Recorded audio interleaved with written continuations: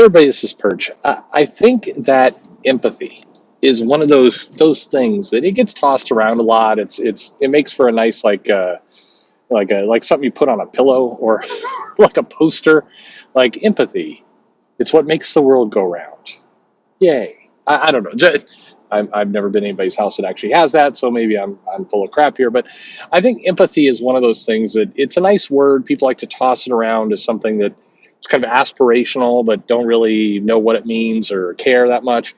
But I think it's a pretty critical component to comics, particularly if you're a writer of comics. I think empathy is the thing that basically helps you kind of get your head around the character, helps empathize with either their plot if they're a hero or if they're a villain. Empathy goes a long way. And kind of whenever I see a writer commenting on, it's like it's really hard to write Captain America. Captain America is one of the hardest characters in the world to write. In the back of my head, I'm always going, here's somebody who lacks empathy because empathy would likely guide you to some extent of being able to get your mind into a character. And it's also, by and large, in terms of more recent developments, we've talked to, he's been on the show, we've talked to him many times, Jeff Thorne, who has expressed that he doesn't like Hal Jordan. But yet he's picked to write Green Lantern, and he explained it. I mean, you can hear his words for himself. I won't paraphrase, but basically, his comment is kind of twofold. One, he leads with he's a professional, so he's going to come in. He's not going to tank or sabotage the character because that would be unprofessional. And he's right, by the way. And I do trust, especially after reading the issue, that he's not going to come in here and do a hatchet job on the character. And to be fair, and I know some people disagree with this, most people won't, either because they are professional or because they're bright enough to realize that if they really screw it up, they're going to have a hard time getting a second job. It doesn't mean that people won't.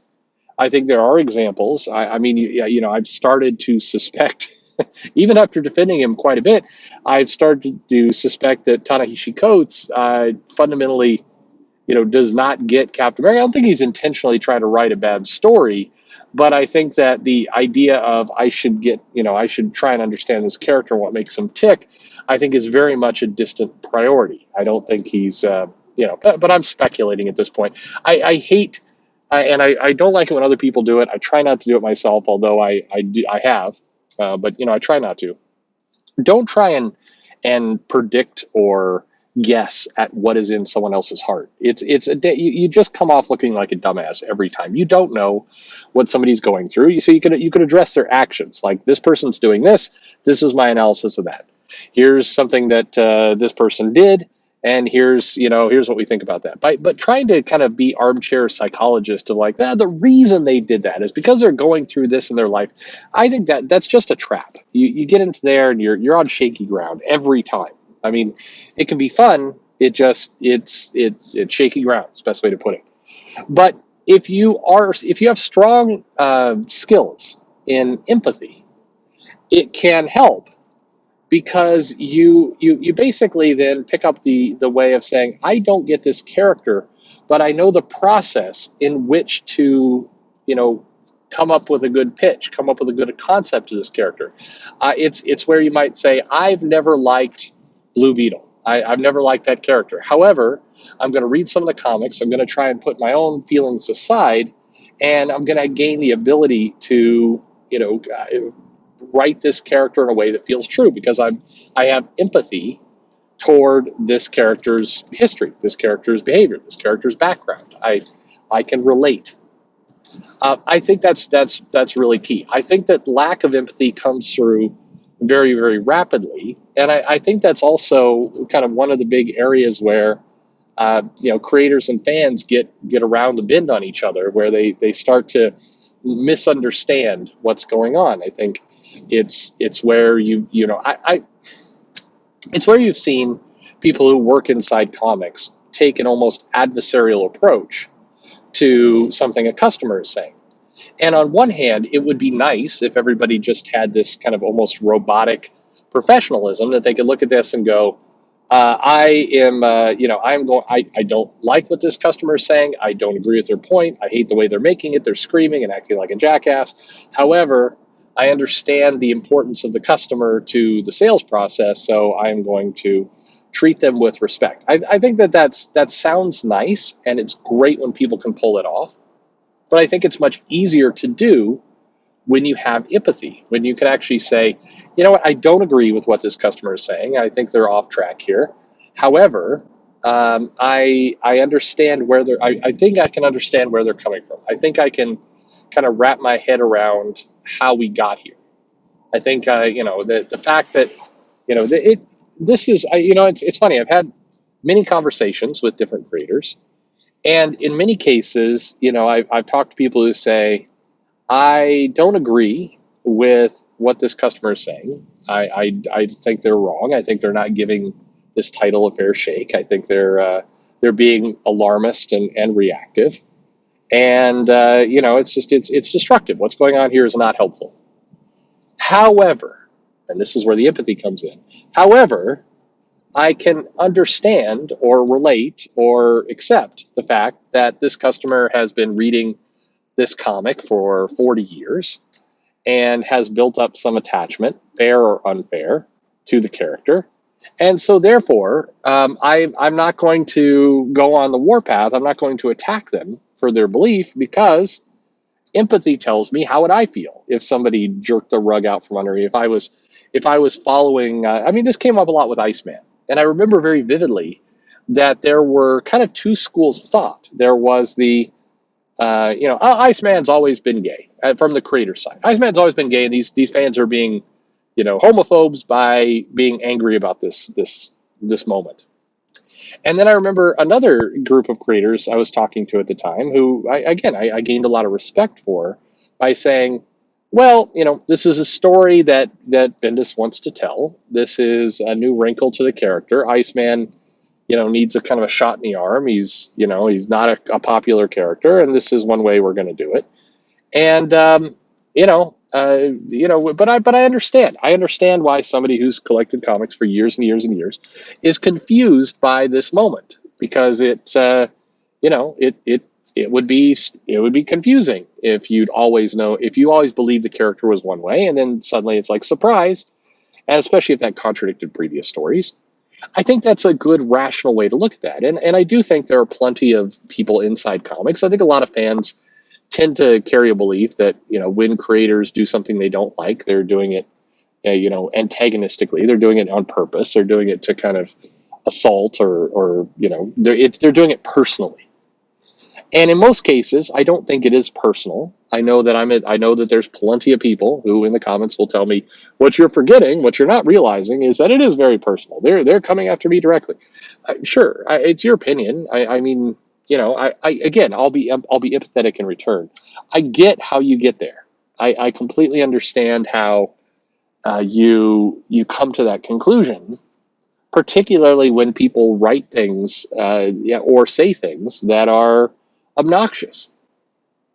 It's when Kelly Sue DeConnick did that. If you don't like my politics, don't buy my book. Magic, and she said it in a very sarcastic, snotty way. I cringed. I cringed not because of her message. I didn't cringe because because again I've done videos on this in the past. She's saying something somewhat obvious. If you don't like the way she's writing the book, don't buy it. Well, yeah, no kidding. Of course not. That makes complete sense. Why would you buy something you don't like? Sure. We don't own these companies. We don't own these characters. DC owns them. Marvel owns them. Lots of people own these characters. If it's a creator-owned book, somebody else owns them. I was watching somebody go off on Saga and going, these characters are written in a way that is I disagree with that they're not. This isn't true to their character. It's like, what are you talking about? It's the same writer. It's the same book. It's got a very relatively short lifespan. Like you can't. I think you're nuts if you're in here complaining about the way Saga's characters are written. I think that's a very weird take. Again, you're welcome to it, but that's just strange. I am very sympathetic, and I can understand where you're coming from if it's Iceman, or if it's Thor, or if it's Batman, or it's somebody like that, because there's a long history of this character. There's been a number of different writers that have come on and given their take on it. And yeah, some takes ring more true than others. I think that's accurate. Like I've talked about in the past, I think it's fair. Of course it's fair for a creator to come in and do a different take, for a creator to come in and put their spin on it. I remember doing a video defending Tom King a long time ago, like right when the channel came on, and people hated it. But I stand by what I said. It's like, DC said, I think Tom King's the guy to do this. They hired Tom King to do it. Tom King had his style. Nobody hiring Tom King to come on and do Batman could, at the DC level, at the editorial level, could be surprised that it's like, oh man, he wrote kind of a more depressed Batman. It's like, did you read Vision? You clearly read this book that you said was brilliant in order for you to, for you to give him the title. So what did you think was going to happen? I mean, you bear some responsibility here. I think it's fine that people come in. I think fans and customers need to appreciate the fact that, no, we don't own these characters. And if a company wants to come in and get a different take on it, it's their right to do so. Of course. I mean, that's not really a arguable point. It's common sense. At the same time, empathy would tell us, creators, if you are going to come in, you're going to do a hot take, you're going to do some radical, bold new revision of this character, then some of your customers are going to be mad. And they're not going to be mad because they're children. They're not going to be mad because they're man babies or toxic fans or homophobes or ists or whatever it happens to be.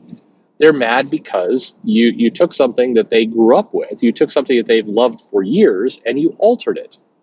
Now, again, it's your call, it's your property. You can do it anyway.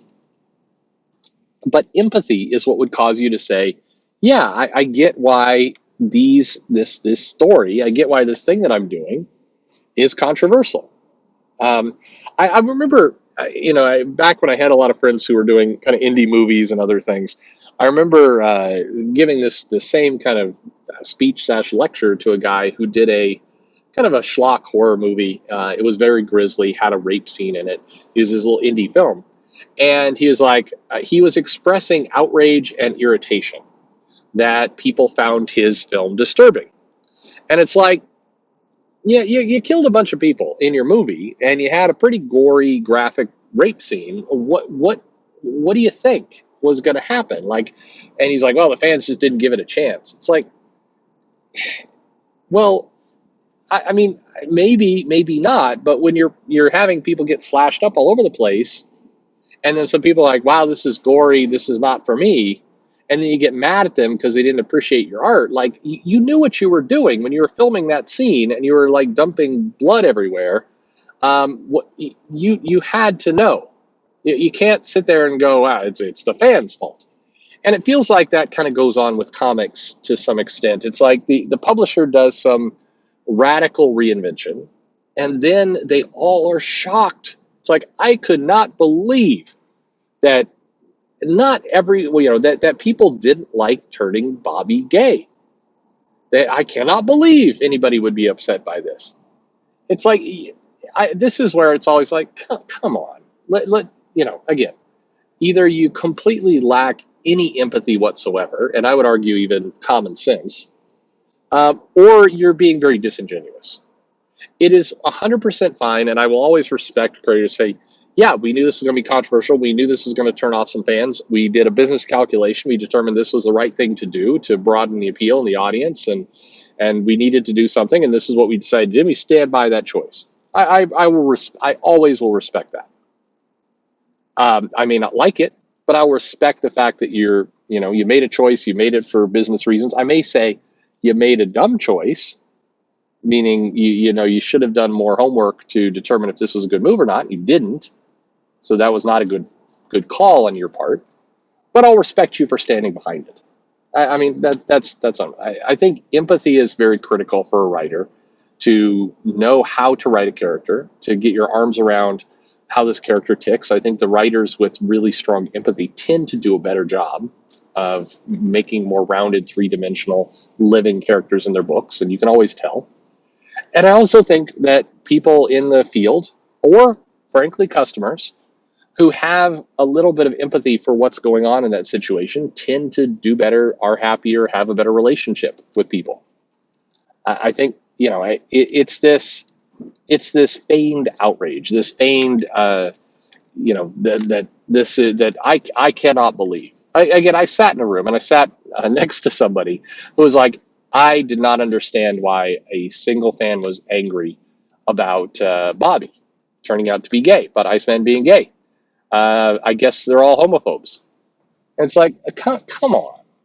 I mean, again, I hope I remember saying at the time, like, I hope you're drunk and you don't actually believe that. And I tried to explain, it's like the character's been around for 40 plus years. Like, of course people are going to be shocked. He's like, the signs were always there. I'm like, the signs were always there when he was fighting to the death for Opal, and he was like, flirting with the signs were all there. It's like, what? Gay people can't pretend by having girlfriends. I'm like,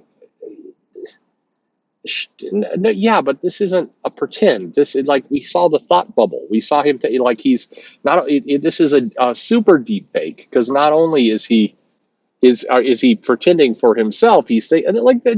Just say, hey, we wanted to go in a different direction. We did. This is what we got. We wanted to go in our own direction, and we wanted you to love and accept every moment of it. That's the silly part. Anyway, let me know your thoughts. Empathy. I think empathy is the key. It is the key for a good story. Let me know your thoughts in the comments below. Like and subscribe, and thanks for listening.